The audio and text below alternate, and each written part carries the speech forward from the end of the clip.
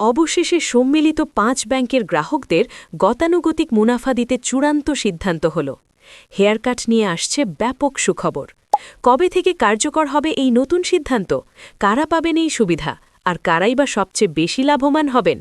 আপনাদের মনে ঘুরপাক খাওয়া এমন অসংখ্য প্রশ্নের উত্তর এবং ব্যাংকিং খাতের আজকের একদম সর্বশেষ পরিস্থিতি নিয়ে এই মুহূর্তে আমি হাজির হয়েছি আপনাদের সামনে। আজকের এই ভিডিও শেষে আপনাদের জন্য এমন কিছু গোপন ও গুরুত্বপূর্ণ তথ্য দেব যা আপনি পূর্বে কখনোই কল্পনাই করেন নাই। তাই ভিডিওটি না টেনে একদম শেষ পর্যন্ত দেখার অনুরোধ রইল। শুরুতেই আপনাদের জানিয়ে রাখি, আজকের ভিডিওর মূল তথ্যসূত্র হচ্ছে দেশের শীর্ষস্থানীয় এবং অত্যন্ত বিশ্বস্ত জাতীয় দৈনিক পত্রিকা প্রথম আলো।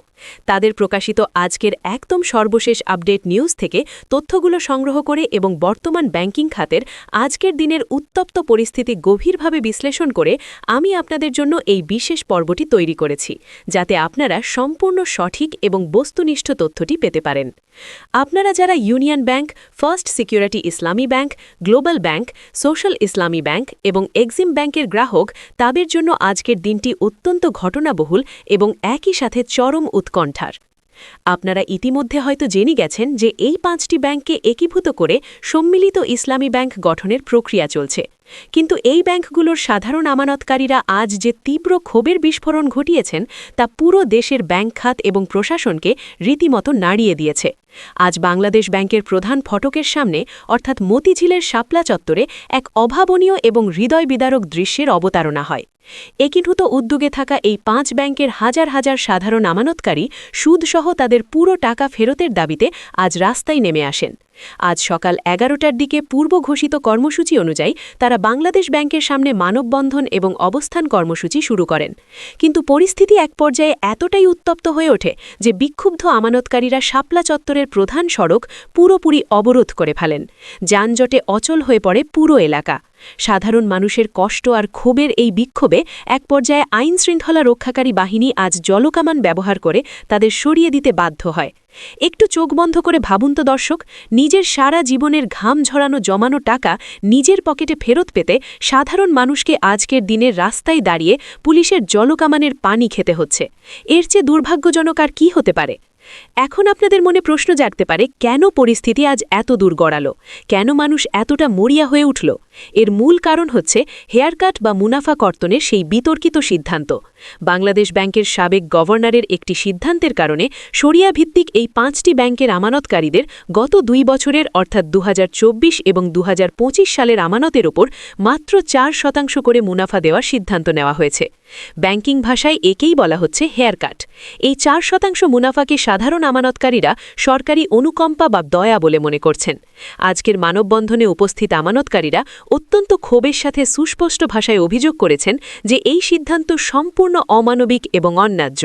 যেখানে বর্তমান বাজারে জিনিসপত্রের দাম আকাশ ছোঁয়া, মূল্যস্ফীতির কষাঘাতে সাধারণ মানুষের পিঠ দেয়ালে ঠেকে গেছে, সেখানে মাত্র ৪% মুনাফা সাধারণ গ্রাহকদের সাথে এক প্রকার নিষ্ঠুর তামাশা ছাড়া আর কিছুই নয়। দর্শক, একবার গভীরভাবে চিন্তা করে দেখুন ওই মানুষগুলোর কথা। আজকের এই বিক্ষোভে এমন অনেকেই ছিলেন যারা সারা জীবনের জমানো সঞ্চয়, পেনশনের পুরো টাকা, প্রবাসী সন্তানের পাঠানো অর্থ বা শেষ সম্বল জমি বিক্রির টাকা এই ব্যাংকগুলোতে জমা রেখেছিলেন জীবনের শেষ বয়সে একটু শান্তির আশায়। অথচ বাস্তব চিত্র হলো অনেকেই এই ব্যাংকগুলো থেকে তাদের মূলধন তো দূরের থাক, সামান্য মুনাফার টাকাটাও তুলতে পারছেন না দীর্ঘদিন ধরে। মাসের পর মাস, দিনের পর দিন ব্যাংকের দ্বারে দ্বারে ঘুরেও তারা খালি হাতে চোখের পানি ফেলতে ফেলতে বাড়ি ফিরছেন। এই নিজেদের জমানো টাকা তুলতে না পারার কারণে কারো হয়তো বিনা চিকিৎসায় স্বজন মারা যাচ্ছে, কারো ছেলে মেয়েদের পড়ালেখার খরচ বন্ধ হয়ে গেছে, আবার কারো সংসারের দৈনন্দিন ৩ বেলার খাবার মেটাতে গিয়ে চরম কষ্টে মানবেতর জীবন যাপন করতে হচ্ছে। তাদের দাবি কিন্তু খুব একটা বড় বা অযৌক্তিক কিছু নয়।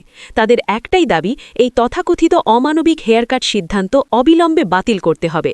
তাদের মুনাফা সহ পুরো আমানতের অর্থ দ্রুত ফেরত দেওয়ার ব্যবস্থা করতে হবে এবং ব্যাংকগুলোতে আজ থেকেই স্বাভাবিক লেনদেন পুনরায় শুরু করতে হবে। তারা আজ সাফ জানিয়ে দিয়েছেন, তাদের এই ন্যায্য দাবি যদি মানা না হয় তবে এই বাংলাদেশ ব্যাংক ঘেরাও করার মতো অত্যন্ত কঠোর কর্মসূচি তারা লাগাতার চালিয়ে যাবেন।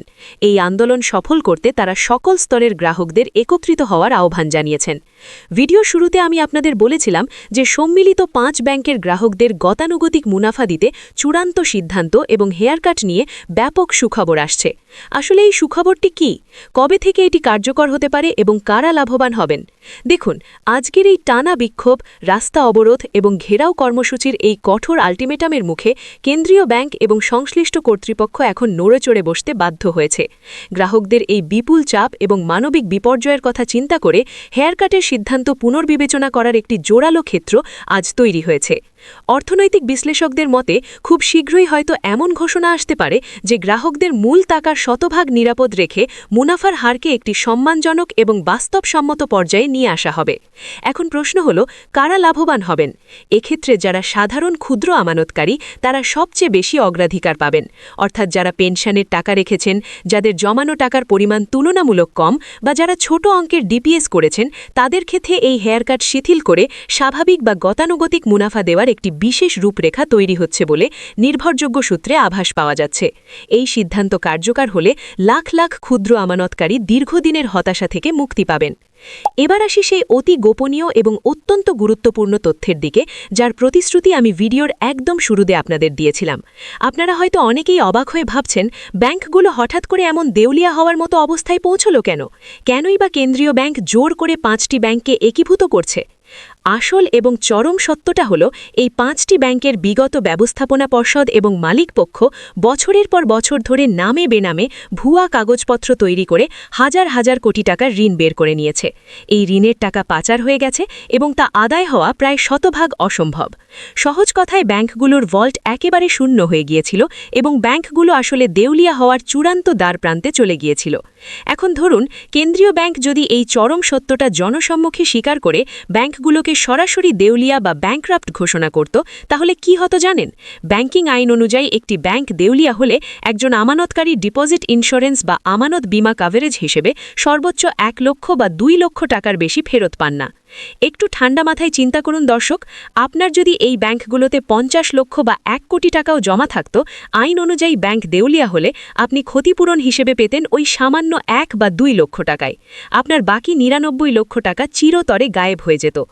এই ভয়াবহ এবং গা শিউরে ওঠা পরিণতি থেকে সাধারণ গ্রাহকদের মূল টাকাটা বাঁচাতেই মূলত বাংলাদেশ ব্যাংক এই 5টি দুর্বল ব্যাংককে একীভূত করে সম্মিলিত ইসলামী ব্যাংক নাম দিয়েছে এবং সাময়িকভাবে এই হেয়ারকাট বা মুনাফা কর্তনের নীতি গ্রহণ করেছে। অর্থাৎ আপনার মুনাফা সাময়িকভাবে কিছুটা কমলেও আপনার জীবনের সবটুকু সঞ্চয় বা মূল জমানো টাকাটা পুরোপুরি হাওয়ায় মিলিয়ে যাওয়ার হাত থেকে রক্ষা পেয়েছে। এই চরম সত্যটা এবং পেছনের এই মেকানিজমটা সাধারণ গ্রাহকদের অনেকেই জানেন না। হ্যাঁ, এটা ঠিক যে এখন টাকা তুলতে কষ্ট হচ্ছে, মুনাফা কম দেওয়া হচ্ছে, কিন্তু কাঠামোগত সংস্কারের মাধ্যমে এই সম্মিলিত ইসলামী ব্যাংকের আর্থিক স্বাস্থ্য যখন ধীরে ধীরে ভালো হতে শুরু করবে, তখন ভবিষ্যতে আপনাদের পূর্ণাঙ্গ মুনাফা এবং মূল টাকা খুব সহজেই হাতে পাওয়ার পথ সুগম হবে। দর্শক, এই ছিল আজকের দিনের ব্যাংকিং খাতের এবং 5 ব্যাংকের গ্রাহকদের সর্বশেষ এবং সবচেয়ে বিস্তারিত আপডেট। আপনাদের কষ্টে অর্জিত ঘামের টাকা যেন পুরোপুরি নিরাপদে আপনাদের হাতে ফিরে আসে, সেটাই আমার এবং আমাদের সকলের একান্ত কাম্য। আপনারা যারা এই 5 ব্যাংকের সাধারণ গ্রাহক, তারা আজকের এই সংকটজনক পরিস্থিতি নিয়ে কি ভাবছেন? হেয়ারকাট এবং একীভূত হওয়ার এই সিদ্ধান্ত নিয়ে আপনাদের ব্যক্তিগত মতামত কি, তা অবশ্যই নিচে কমেন্ট বক্সে লিখে জানাবেন। আপনাদের প্রতিটি কমেন্ট আমি নিজে অত্যন্ত গুরুত্ব সহকারে পড়ি। আজকের এই বিশ্লেষণমূলক ভিডিওটি যদি আপনার কাছে তথ্যবহুল এবং একটুও ভালো লেগে থাকে, তবে অবশ্যই ভিডিওটিতে একটি লাইক দিন। আর দেশের অর্থনীতি, শেয়ার বাজার এবং ব্যাংকিং খাতের এমন সব গুরুত্বপূর্ণ এবং রিয়েল টাইম সর্বশেষ আপডেট সবার আগে পেতে আমার চ্যানেলটি সাবস্ক্রাইব করে পাশের বেল আইকনটি বাজিয়ে রাখতে ভুলবেন না। আজকের মতো আমি এখানেই বিদায় নিচ্ছি। সবাই নিজের এবং পরিবারের যত্ন নেবেন, ভালো থাকবেন, নিরাপদ থাকবেন। আল্লাহ হাফেজ।